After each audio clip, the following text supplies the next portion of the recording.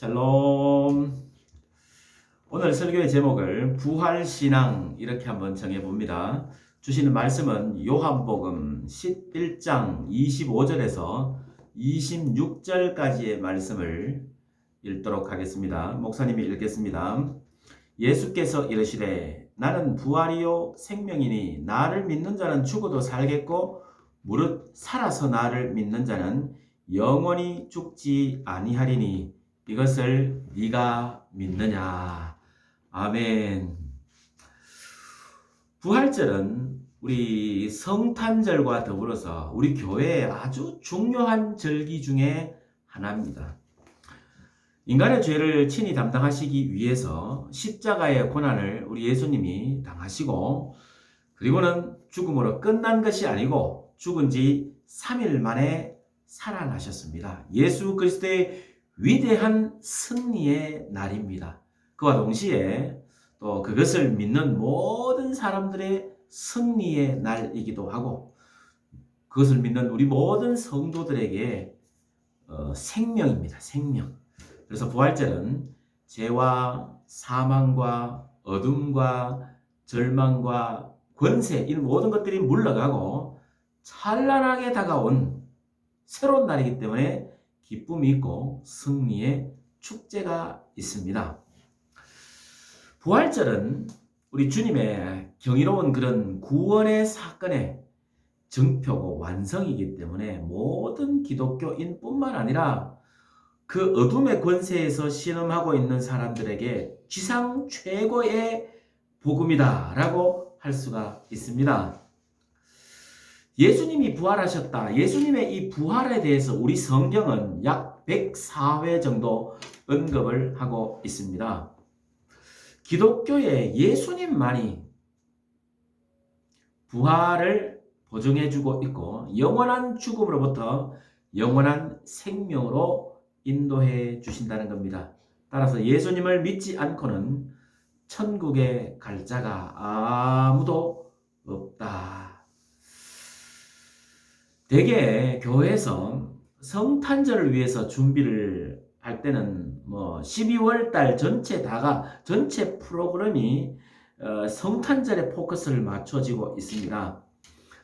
그 반면에 부활절을 준비하는 3월이나 4월, 매년마다 좀 바뀝니다만은 그 3월, 4월에는 부활절하고 연관되어 있는 그런 활동이 성탄절에 비해서 좀 부족한 것 같아요.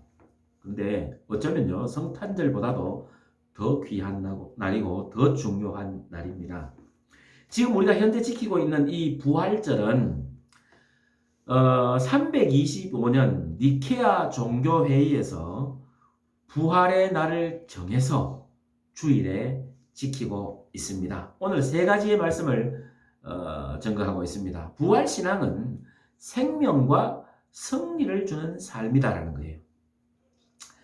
1967년에 아프리카 케이프타운이라고 하는데 최초의 심장 이식 수술을 해서 세계 사람들을 놀라게 한 일이 있었습니다. 이 심장 수술을 집도한 찰스 버나드 박사가 있었는데요. 아주 그 심장 이식 수술을 하고 난 뒤에는 그 기쁨이요, 얼마나 대단했는지 모릅니다. 온 세상 사람들이 깜짝 놀랐지요. 근데 그 기대가 오래 가지를 못했습니다. 18일 만에 심장 이식 수술을 받았던 자가 죽어버리고 말았습니다. 그 후에 이제 두 번째로 심장 이식 수술을 또 받게 되는데요. 약 19개월 동안 살다가 그 사람도 폐렴으로 다시 죽고 말았습니다. 현대의학에서는 인간이 죽지 않도록 하는데, 그런데 연구가 참 많이 되고 있습니다만은, 그러나 여러분, 인간은 어쩔 수 없이 때가 되면은 죽고 만다는 거, 그거 누구나 부인할 수 못합니다. 사실이라는 겁니다. 근데 의학이 발달되기 전 수천 년 전에 벌써 그리스도의 부활은 죽어도 영원히 사는 그런 확신을 줬으니까 이것이야말로 여러분 얼마나 놀라운 행복의 근거가 되는지 모릅니다. 요한복음 11장 25절, 오늘 읽었던 말씀, 나는 부활이다, 생명이다, 나를 믿는 자는 죽어도 산다. 무릇 살아서 나를 믿는 자는 영원히 죽지 아니하리라. 사실 여러분, 예수님께서 십자가에 못 박혀서 돌아가셨을 때 그 예수님을 따르던 제자들도 절망감에 빠졌습니다. 내가 믿고 있는 하나님이라고 믿고 있는 그 예수님이 십자가상에서 돌아가신 거 보고 절망에 빠져버렸어요. 근데요, 예수님이 다시 살아나셨던 것을 보았을 때, 이야, 생명의 그 위대한 승리를 느끼게 된 것입니다. 패배가 아니라 승리를, 죽음이 아니라 생명을 느끼는 그런 강력한 삶이 시작이 되었다라고 하는 것입니다. 부활신앙은 생명과 승리를 주는 삶입니다. 두 번째로, 부활신앙은 기쁨과 감동을 주는 삶입니다. 제자들은 예수님께서 고난받고 돌아가시니까 숨어서 불안함과 초조한 시간을 보내고 있었습니다. 그때 부활하신 예수님이 그곳에 나타납니다. 그리고는 못 박혔던 손, 그리고 창에 찔렸던 옆구리를 보여줍니다. 부활을 확인시켜 주었습니다. 그러자 제자들의 마음이 기쁨으로 소용돌이치기 시작했습니다. 성경 보면요, 주를 보고 기뻐하더라, 그렇게 말씀하고 있습니다. 누가복음 24장 32절에 보면은 엠마오라고 하는 곳으로 내려가던 실망했던 이 두 제자가 부활의 주님을 만났을 때 감정이 막 뜨거워졌습니다. 감격 그 자체였습니다. 감동이었어요. 마태복음 28장 8절에 막달라 마리아의 감정도 볼 수가 있습니다. 부활의 그 새벽 무덤을 찾았던 그 마리아는 찹찹하고 불안하고 대단히 무서웠습니다. 그러나 천사가 예수님이 살아나셨다 이 소식을 전해주니까 그 무서움에서 큰 기쁨으로 변했습니다. 그리고 제자들에게 알려주려고 갈 때에 문득 예수님을 만난 것입니다.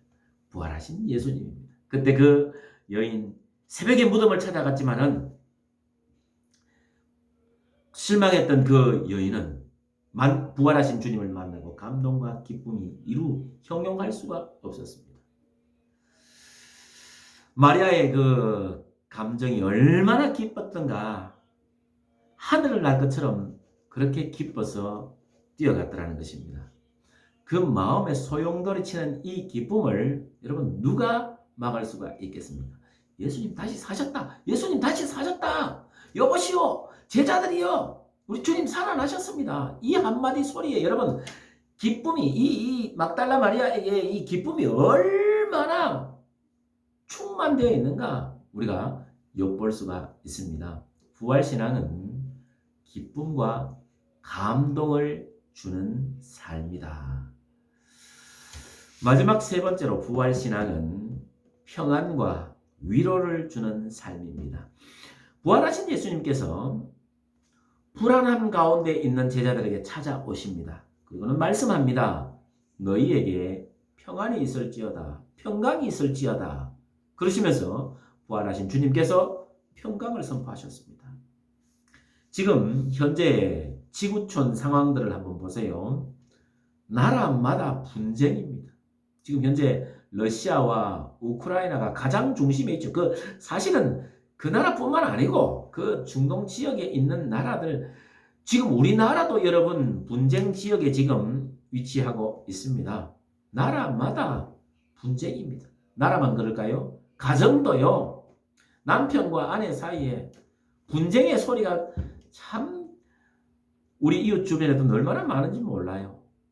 거기다가 사람 개인마다 그 안에서 감정이 소용돌이치는 그런 찢을듯이 사람들의 감정을 흔들어 놓고 있습니다. 우리가 어디서 평안을 찾을 수 있겠습니까? 평안은요, 예수 그리스도의 그 부활 소식만이 우리에게 영적인 평안을 가져다 줄 수 있다는 것을 여러분 믿으시기를 바랍니다. 오늘 세 가지의 말씀을 드렸습니다. 부활 신앙을 우리가 가져야 되는데요. 부활은 생명과 승리를 준다. 부활은 기쁨과 감동을 준다. 부활은 평안과 위로를 주는 삶이라는 사실입니다. 예수님 부활하셨습니다. 예수님이 죽었다가 다시 부활하신 날입니다. 여러분 주변에다가 예수님 부활하셨습니다. 예수님 부활하셨습니다. 알리시기를 바랍니다. 우리 신앙도요, 이런 부활 신앙으로 살아야 됩니다. 나도 부활한다. 주님이 부활의 첫 열매가 되신 것처럼 나도 살아난다. 내가 이 땅에서는 죽는지 모르겠지만 다시 내가 살아간다. 살아난다. 우리 주님과 함께 영원토록 산다. 이런 부활 신앙으로 살아가는 사랑하는 우리 친구들 다 될 수 있기를 주님 이름으로 간절히 축원합니다.